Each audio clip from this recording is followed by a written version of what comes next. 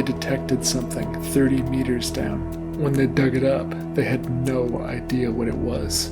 It looked like a human and a horse had fused together. More precisely, it was the complete body of a horse, with a human torso coming out of the horse's back. The human component had extremely long arms that looked like they would drag along the ground if the horse were to run. Also, the human component's skull had evidence of a mouth and nose, but it had no eye sockets. And the horse's skull, rather than having 2 eye sockets, had one large one in the middle. Another creepy finding is that it appeared to have no skin. Usually, when humans and animals were dug up in the ice, they would be in a state of mummification, and their skin would be preserved to an extent. But here, around the entire carcass, it seemed that the skin was gone, or never had been there. The top layer was simply muscle. At first, when they brought it back to the lab and we all took a closer look, we thought it was some sort of man-made mutilation, but we were shocked when we found in the horse's body the same DNA as in the fused human's body. They hadn't been fused. This was an intact organism. It was the same color as ice, but it looked smoother, more reflective somehow, like a hockey rink right after a Zamboni goes over it. The icebreaker paid it no mind, but when it hit that patch of ice, there was a deep moaning in the air, reverberating up through the water.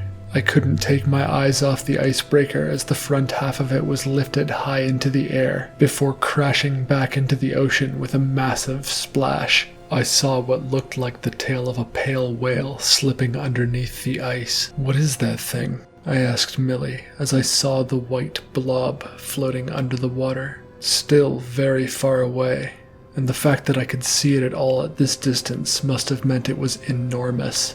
Millie wouldn't respond. She just kept looking nervously back between the water and me. "Is it a blue whale?" I asked her, trying to encourage her to say anything at all. "It's not a whale," she finally piped up dramatically. I looked back over the water to see the pale haze of the massive creature waiting by the bank of the ice. "Some of the Japanese researchers have a name for it," Millie continued sullenly. "They call it the Ningen, or the human." As she spoke those words, I noticed that the pale outline under the water did seem to have the shape of a human head, and long, pale arms. Looking at it now, I could tell that it was much larger than even a blue whale. And at the same time, I couldn't shake the feeling that someone was watching me from behind them. Although I could see a good 50 meters or so in every direction, there was an incredibly thick feeling in the air. I don't know how to describe it other than that, and I couldn't get the smell of the bear's blood out of my nose. In fact, it seemed to get stronger the further we walked from the campground. A couple times, in my peripheral vision, I swore in the distance I could see something massive darting out of view, but it could have been paranoia. There was a deep, gruff breathing coming through the slightly open RV window, and I swear I could make out a pair of red eyes staring at me.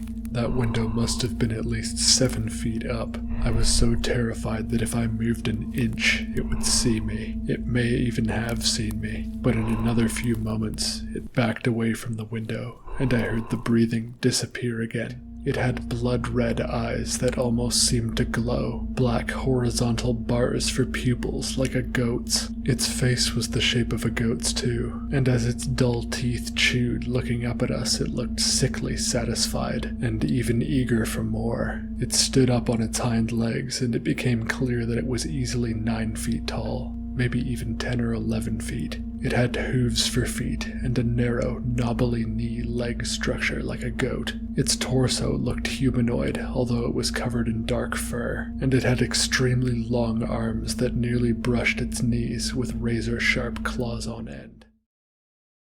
The remains of people were scattered about the place, in various stages of not only decay, but consumption. Massive bites had been taken out of many of them. Even bones had been broken off. I examined a piece of what I believed to be a femur, and inside, the marrow had been sucked right out. My heart was pounding, and my adrenaline was flowing as I proceeded deeper into the graveyard. I could hear sloppy, slobbery eating noises, but I couldn't tell what direction they were coming from. They just seemed to ring in the twilight. It was a great monstrosity, packed snugly into the hole, with dirt walls around it. Its flesh appeared pale, even in the barely lit sky, and it was wearing the same tattered black shawl. It was vocalizing with feminine grunts as it ate as well. I don't know why my brain decided to try to arrest it. It was barely a human. Maybe a part of me hoped something was salvageable in her and that I was doing the right thing. I panicked and screamed at it to show me its hands and stop whatever it was doing. It looked up at me, revealing John underneath it. I awoke on my back, in sleep paralysis. There was no shadow this time, but rather a clearly visible woman standing at the foot of my bed. She had a long, crooked, hooked nose and thin, stringy, long gray hair.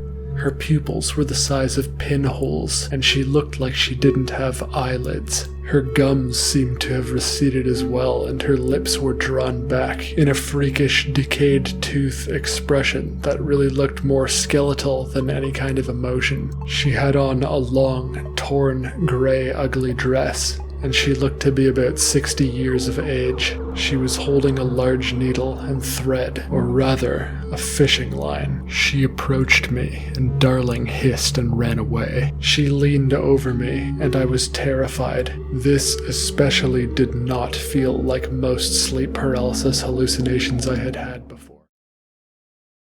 Daniel had made it back to about 40 meters from shore, but the thing was closing on him quickly. Seeing it closer, I was beginning to agree that it was in fact a horse. "You're doing good, buddy, keep it up," Matt tried to call out in support. Daniel wasn't even trying to talk now. He was focused intently on hand paddling. At about 35 meters from shore, the horse was about 10 meters behind him. Matt and I both realized that it would catch up to him, but we didn't know what that could mean, and we didn't want to discourage him. Daniel turned his head to look at Matt, revealing the same green glowing eyes that the water horse had had earlier. "Matt, run!" I screamed as Daniel's body collapsed, completely limp on the rocks. Water splashed on my right, and I turned to see the green-eyed horse head rising out of the water. Matt was rushing over to try to help Daniel, but I couldn't look away from the water. The monster was 12 feet tall. It had a long, thin body that looked as though it was made from dead and rotten trees or their branches, and yet they became flesh-like near the head of the creature. It lurched towards Matt as if to grab him, but it seemed very slow out of the water. Matt was already dragging Daniel's lifeless body, and I rushed in and slashed at the creature's wrist with my tiny knife. To our luck, the monster seemed to recoil momentarily. "He's dead, just let him go," I screamed at Matt as the monster made a move towards me. I couldn't help them anymore, and ran as fast as I could to the cabin. Noble Matt was still dragging the body when I looked around. "If it controls his body, do you really want to bring it inside?" What at first looked like a blob revealed itself to be the back and shoulders of a gray, translucent man. His neck craned far forward so that his sunken head buried itself easily in his lazily raised palms. The first low sob in hours started up again. As the creature crossed the hallway just in front of the bathroom, Jason stood, paralyzed in fear for a moment, long enough to witness the sobbing man phase into the hallway closet straight through its door. Oh my god. Jason's left peripheral suddenly picked up an anomaly, and he whirled around to survey it. The Sullen Form was watching him from the hall doorway. The curvature of its back made it about a foot shorter than him. Crooked neck craned way up to show him its face. Hollowed eyes with lids welted and loose from crying. Its nose was bent and ugly. Its flapping lips sprawled open awkwardly as its jaw hung. Jason gasped and stepped backward. Why was it still here? Hadn't he banished it? Oh no. I only prevented it from rejoining. Shit, I'm such an idiot. Jason thought even as he froze up in fear. As the being watched its creator's terrified face, its expression changed from confusion to dejection and despair, and then to anger and disappointment. The creature released a horrible wail and came flying towards him, phasing straight through the stove, and flailing its bony long arms aggressively. Jason bellowed back in terror as he cowered and fell back on the ground. Passing through the right wall of my room came an old man with a cane. He wore a fedora, a corduroy suit with a vest and no jacket, and had the most wrinkled, flat face you've ever seen. It would have been difficult to make out the features of his face had they not been exaggerated. He had an enormous Cheshire cat grin with razor teeth. His eyes glowed yellow, like the creature on the bookshelf, which ran in terror as he entered. The man's nose was 2 hollow gashes around which the skin was red, irritated, and inflamed. The man stepped elegantly, hovering a meter over the ground as if along an invisible ballroom floor. He paused over my bed to look down at me, massive grin still on his face. I couldn't breathe. I was too terrified to move. The old man passed me by and stared down at one of the donkey-faced women whose gaze was so locked on me she didn't seem to notice the man behind her. The man bent down and opened his mouth wide over her head. Sand poured out of it and crinkled onto my bedroom floor. The wrinkles of the old man's face stretched and lengthened as a jaw appeared from nothing, and, without moving his body, his face stretched all the way to the ground.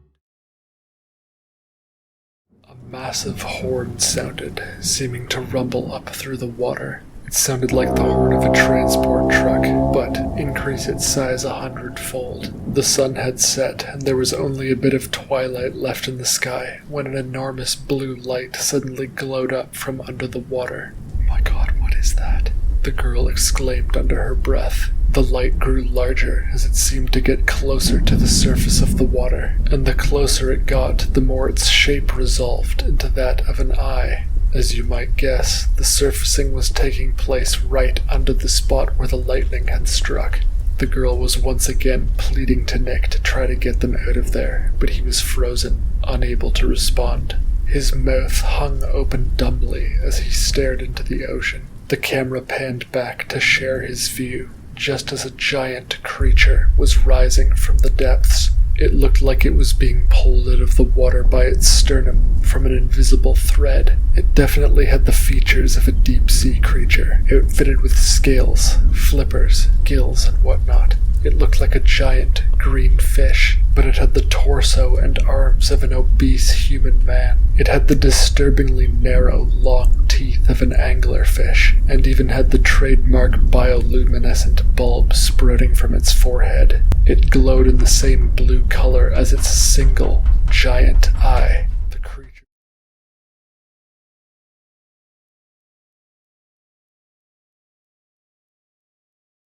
There was a sudden stillness in the air that seemed unnatural, and suddenly the face of a giant skeleton appeared behind the old man. Its head alone was as tall as Mr. Nakamura. Its lower body seemed to fade into the blackness as its upper body reflected the dull light of the moon. The other children ran, but my grandfather couldn't look away. A long skeletal arm with massive hands wrapped around Mr. Nakamura and lifted him into the air. The skull groaned excitedly as Mr. Nakamura screamed in confusion. The skull wasted little time in biting off Mr. Nakamura's head. Aortal blood spurted up into the air, which the skeleton quickly imbibed before discarding Mr. Nakamura's body, flinging it into the forest. My grandfather was frozen still, in fear, as a dull red glow appeared in the skeleton's eye sockets. It opened its mouth wide and began excitedly climbing towards him. My grandfather ran screaming and sprinted straight for the houses. He ran into Yui and Hiroshi, who were already with some adults, and screamed at them to run inside, but the Gashidokuro had already become invisible once again, and everyone assumed he was talking about Mr. Nakamura. He pleaded with everyone to flee, to run indoors. He told them Mr. Nakamura was dead. The other adults were confused.